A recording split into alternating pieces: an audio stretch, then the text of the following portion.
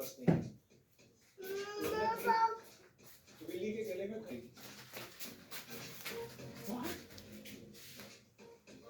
Yes.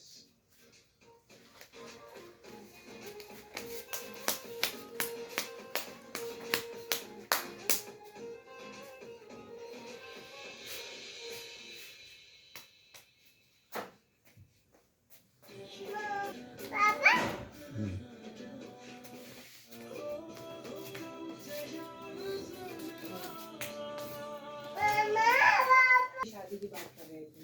तो मैंने उनसे कहा है कि तुम दोनों की एंगेजमेंट कर देते। अब तुम मुझे बताओ कि कब की डेट रखता हूँ। आपने अफनान से बात की? आप उससे भी तो पूछ लें। अफनान मेरा सिर्फ भतीजा ही नहीं है, बल्कि मेरे बेटों की तरह है।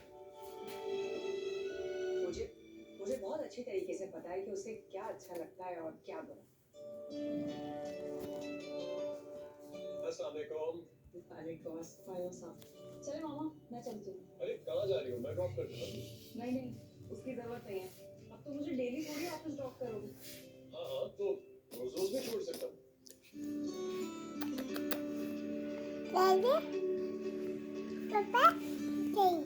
हाँ, वैसे भी मुझे तुम्हारे साथ वक्त गुजारना बहुत अच्छा लगता है ना, चाहे वो कुछ पल का हो या सारी जिंदगी का।